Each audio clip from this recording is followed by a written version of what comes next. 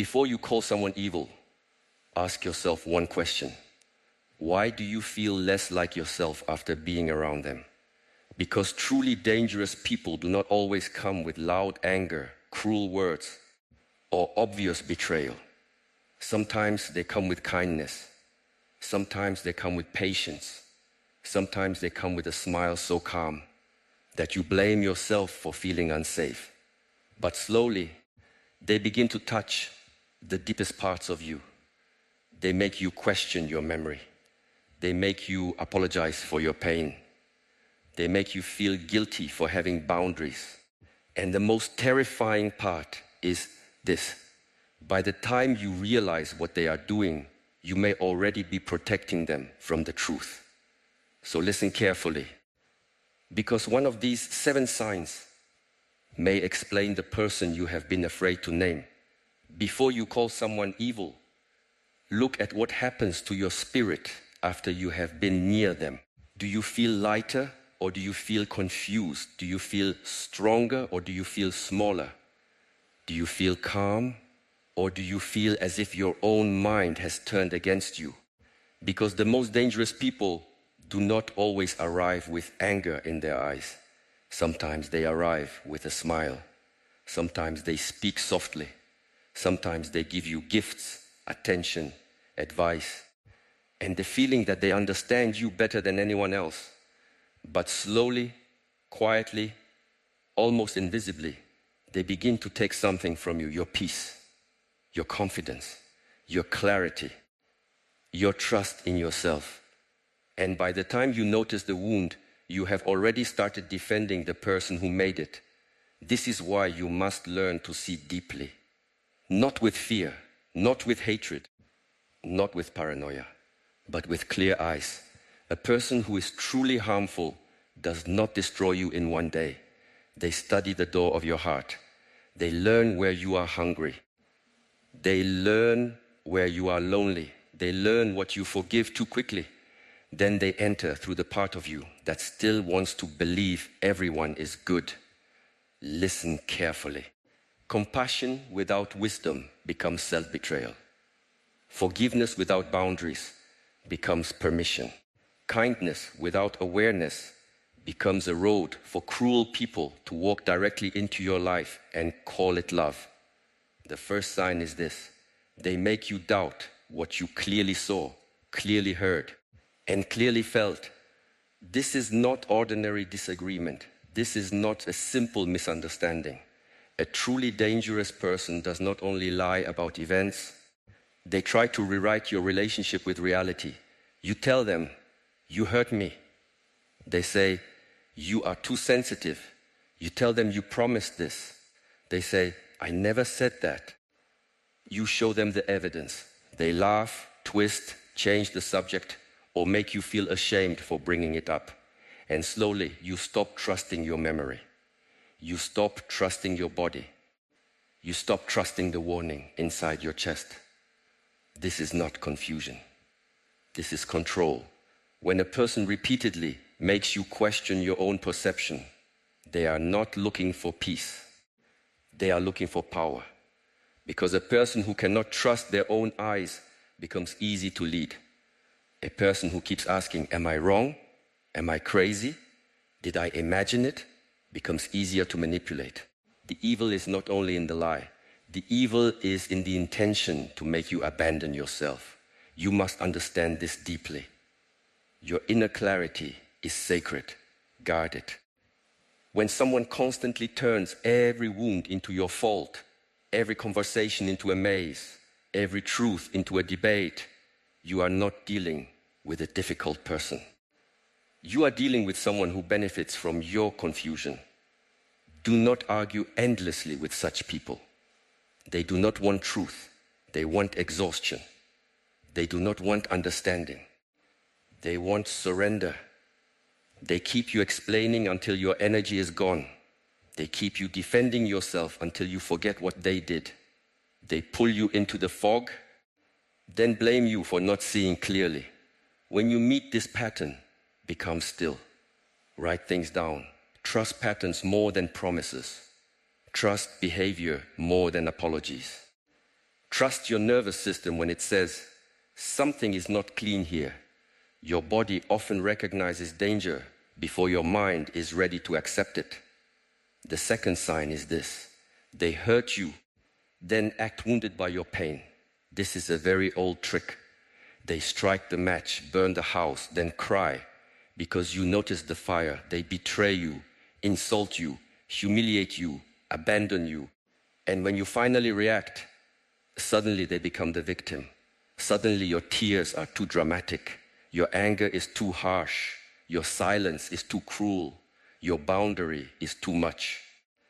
They do not feel sorrow for the harm they caused. They feel offended that they are being held responsible. Watch carefully. A person with a conscience may hurt you, but when they see your pain, something in them stops. They reflect, they feel the weight, they try to repair. But a person with a dark heart becomes angry at your pain because your pain exposes them. Your wound becomes evidence. Your sadness becomes a mirror, and they hate the mirror, so they reverse the story. They say, after everything I did for you, this is how you treat me? They say, you are making me look bad. They say, you always create problems. They say, you never appreciate me. Now, the person who harmed you is asking for comfort. Now the person who crossed the line is demanding sympathy. Now you are the one apologizing for bleeding. This is how many people stay trapped for years. Not because they are weak, but because their compassion is being used like a chain. They have been trained to care more about the other person's reaction than their own wound. They have been trained to abandon themselves the moment the other person looks upset. Do not confuse someone's emotional performance with innocence. Tears can be real and still be manipulative. Pain can be real and still be used as a weapon. Some people do not cry because they hurt you. They cry because the consequence has arrived. You need strength here, quiet strength, not revenge, not screaming, not proving. Just the strength to say, your reaction does not erase your action. Say it with your life. Say it with your distance. Say it with your refusal to keep entering the same burning room. The third sign is this: they are kind only when kindness gives them control. Their goodness has a hook inside it. At first, they may seem generous. They help you, they praise you, they support you, they come close quickly. They make you feel chosen. But later, every gift becomes a debt. Every favor becomes a leash. Every private thing you shared becomes a weapon. They did not give because their heart was open. They gave because they were building a contract you never agreed to sign. Real kindness gives space. False kindness creates obligation. Real love respects your freedom. False love says, after all I have done, you owe me access to your life. Real support strengthens you. False support makes you dependent, then punishes you for wanting independence. Look at how they behave when you say no. This is where the mask begins to fall. Anyone can be gentle when they are getting what they want.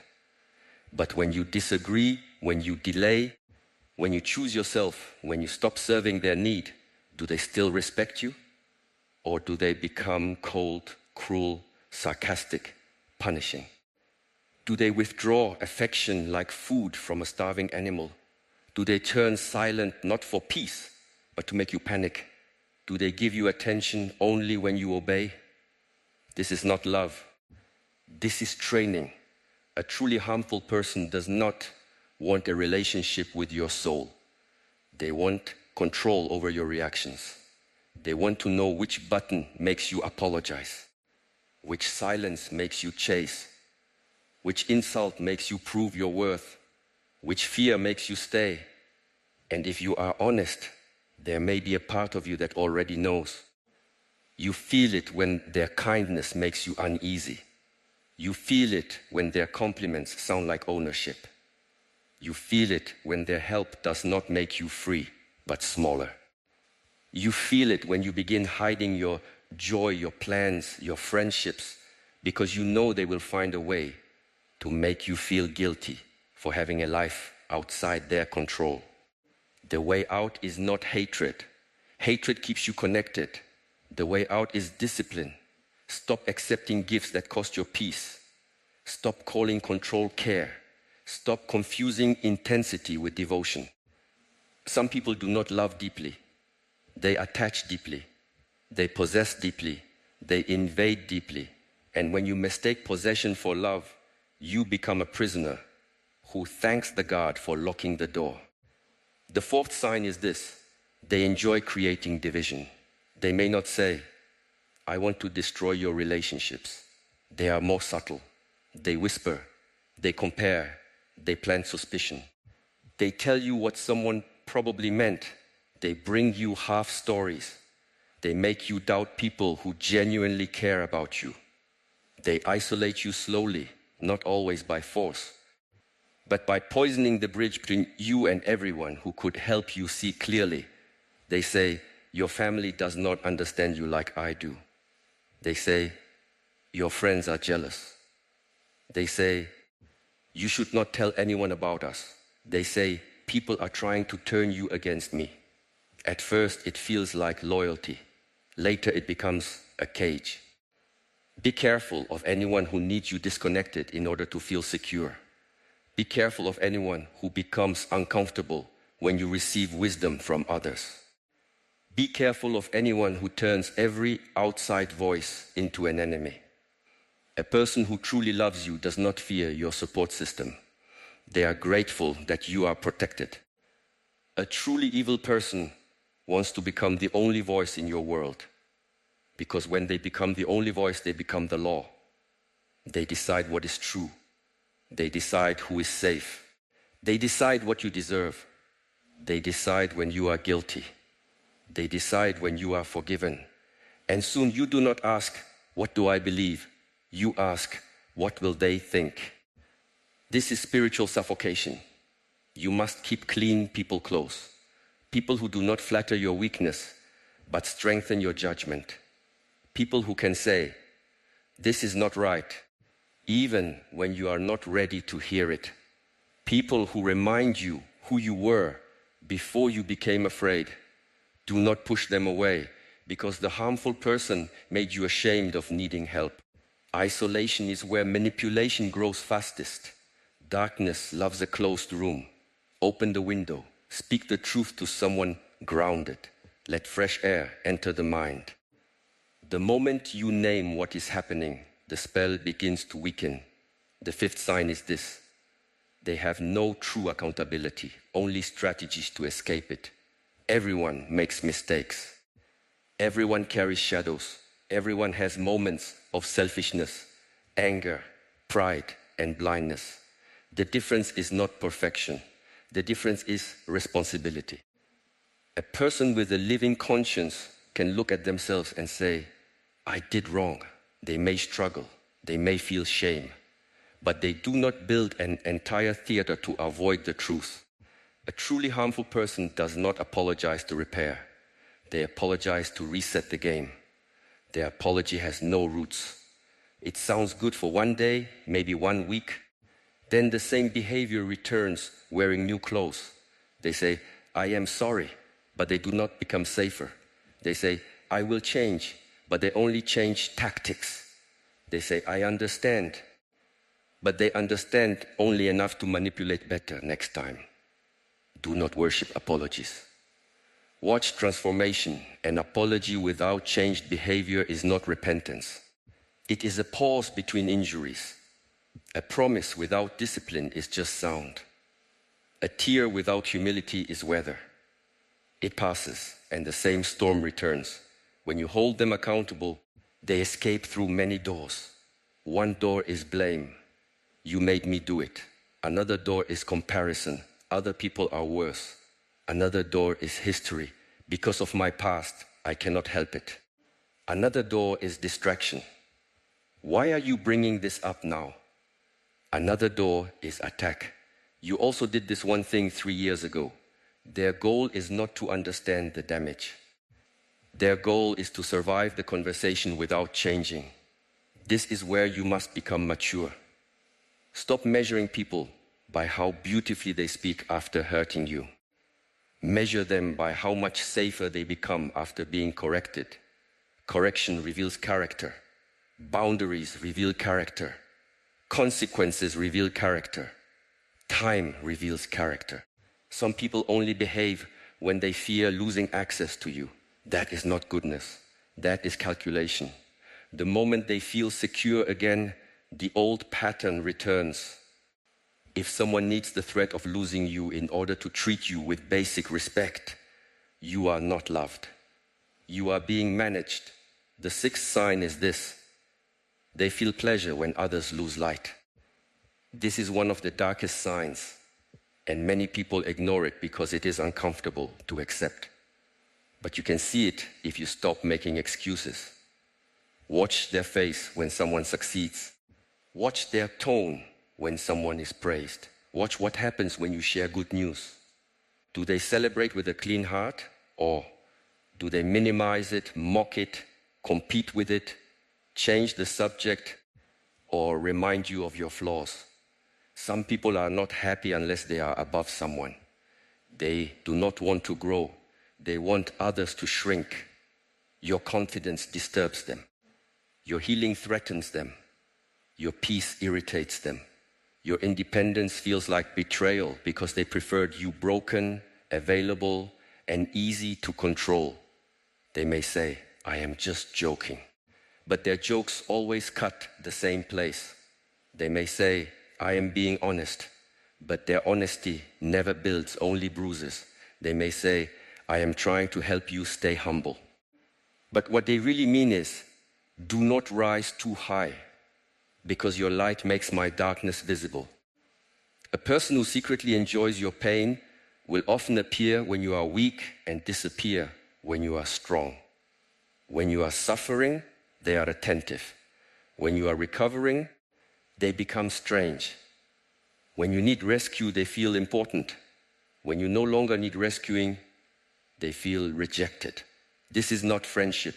This is hunger for superiority. You must stop giving sacred access to people who clap when you crawl but grow silent when you stand. Do not announce your growth to everyone. Some ears are not safe for your dreams. Some eyes are not safe for your happiness. Some hands do not touch your life to bless it, but to mark where they will strike later. Move quietly, heal privately, build with discipline. Let your results speak after your foundation is strong. And remember this: envy is not always loud. Sometimes envy smiles. Sometimes envy gives advice. Sometimes envy says, "I am only worried about you." But underneath, it is not worried about your fall. It is worried about your rise.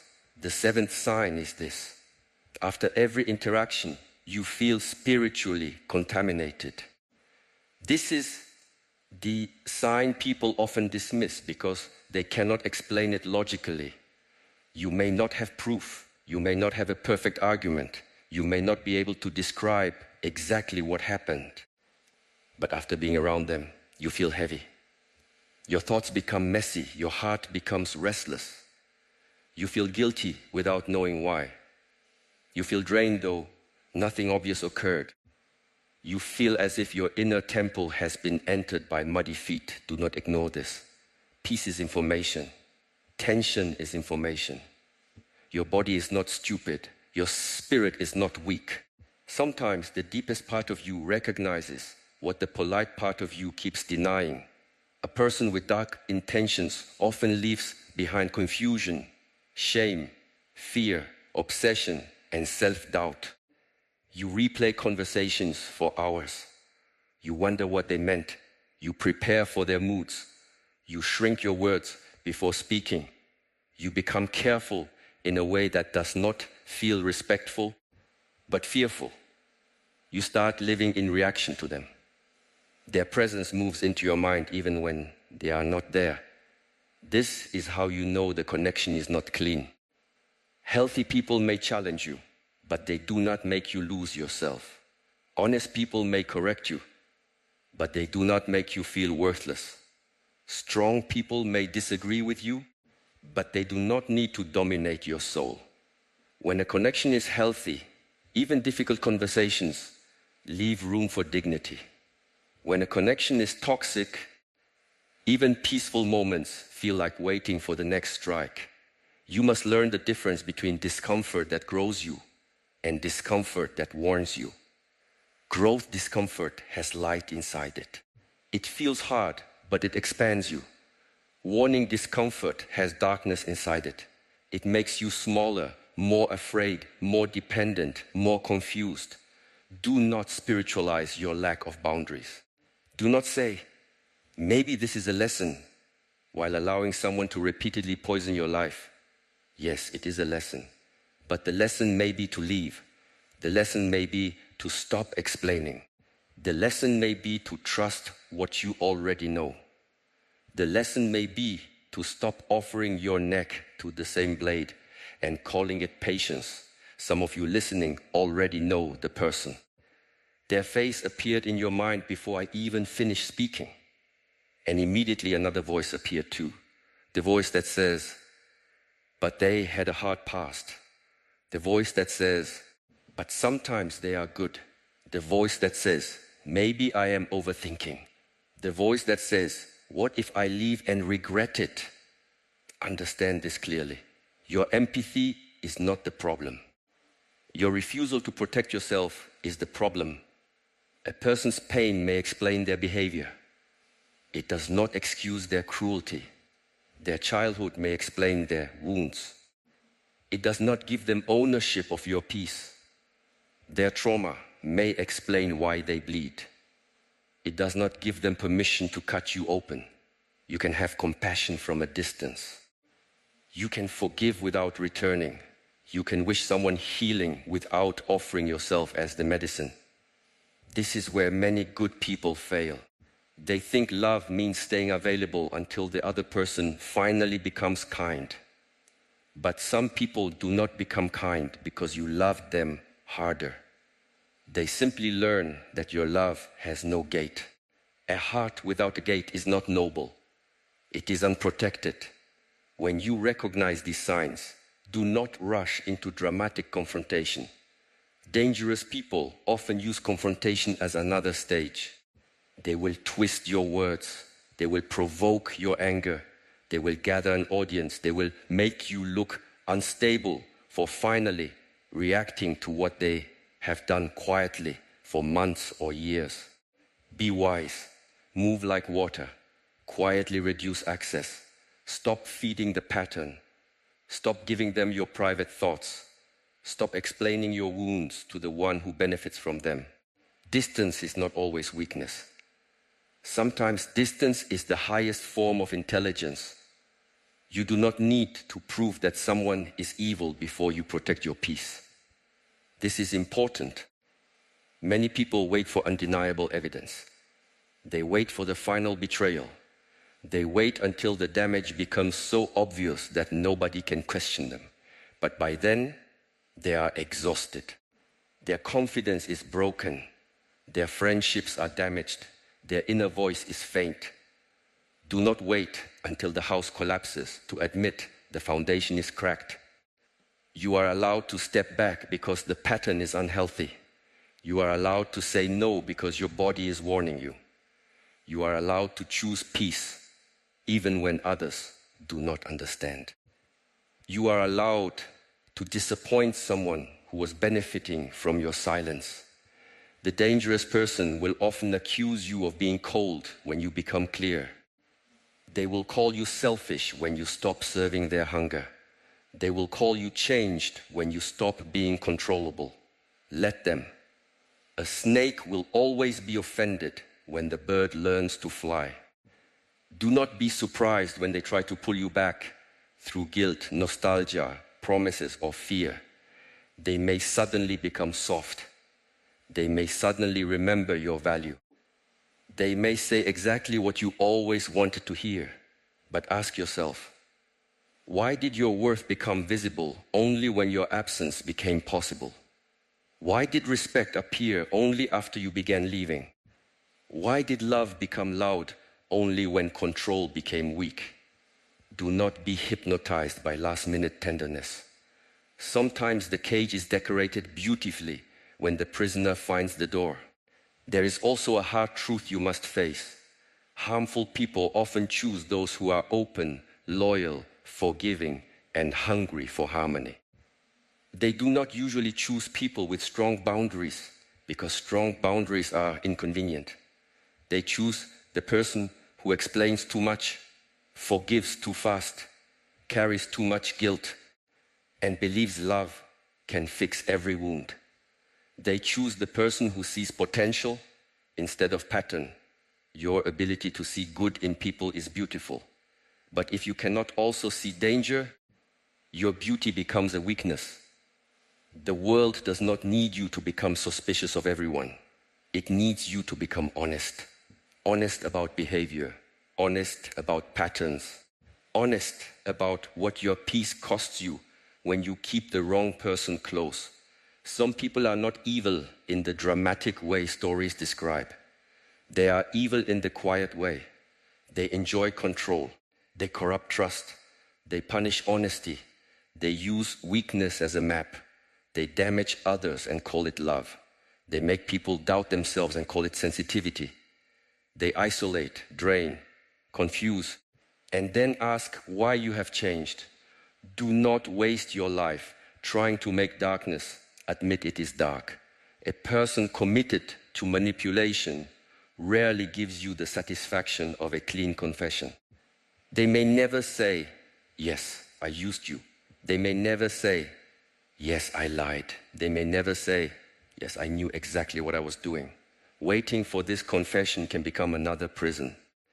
You keep returning to the courtroom of their approval, hoping they will finally validate your pain. But your freedom cannot depend on the honesty of someone who benefits from lying. Sometimes closure is not a conversation. Sometimes closure is a decision. Sometimes closure is the moment you stop asking the person who hurt you to explain why you are hurting. Return to yourself. Return to your breath. Return to your discipline. Return to the people who make your soul quiet. Return to your work. Return to your body. Return to prayer, meditation, training, silence, walking, writing, whatever brings your mind back into clean order. Evil thrives in chaos, so become ordered. Evil thrives in reaction, so become still. Evil thrives when you are desperate to be understood. So understand yourself first. The stronger your center becomes, the less power dark people have over you. They can still speak, but their words do not enter as deeply. They can still act, but their actions do not control your entire day. They can still try to provoke you, but they no longer own your nervous system. This is real strength, not the strength of shouting, not the strength of revenge, the strength of being unshakable because you no longer hand your inner world to unclean hands. You must also look within. This is uncomfortable, but necessary. Ask yourself, why did I tolerate what I knew was wrong? Not to blame yourself, to free yourself. Did you fear being alone? Did you confuse chaos with passion? Did you believe you had to earn love through suffering? Did you think your patience would eventually be rewarded? Did you ignore the first sign because the truth would force you to act? This is where real growth begins, not in hating the person, not in telling everyone how evil they are, but in becoming the kind of person who no longer volunteers for the same lesson. The wound teaches nothing if you only memorize the face that caused it. You must understand the doorway they entered through. Was it loneliness? Was it guilt? Was it low self-worth? Was it your need to be chosen? Heal the doorway, and the same darkness will not find easy entrance again. There is a version of you that no longer begs for basic respect. There is a version of you that does not panic when someone withdraws affection. There is a version of you that can lose a person and keep your soul. There is a version of you that does not chase explanations from people who survive by confusing you. That version is not far away. It is built every time you choose truth over attachment. Do not confuse being peaceful with being passive. The mountain is peaceful, but it does not move for every storm. The river is gentle, but it cuts through stone. The warrior is calm, but not available for abuse. True spirituality does not make you easy to harm. It makes you harder to deceive. So when you see these signs, do not become obsessed with labeling the person. Do not spend your nights trying to decide whether they are evil enough to leave. The label is less important than the effect. Are you becoming more alive or less alive? More honest or more confused?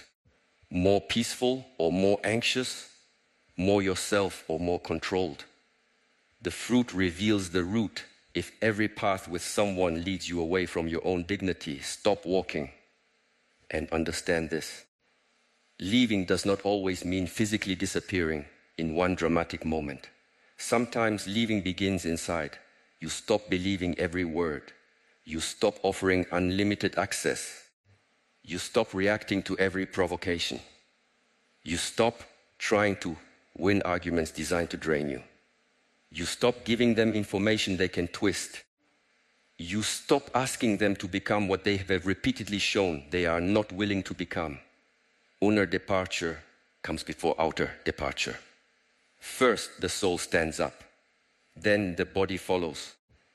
When you meet a person who plays with your mind, reverses your pain, weaponizes kindness, isolates you, avoids accountability, resents your light, and leaves your spirit heavy, do not call this a complicated connection. Call it what it is, a threat to your peace. And peace is not a small thing. Peace is the ground where your purpose grows. Peace is the soil of your wisdom. Peace is the home of your strength. Without peace, even your blessings feel heavy. Protect it, not with hatred. Hatred keeps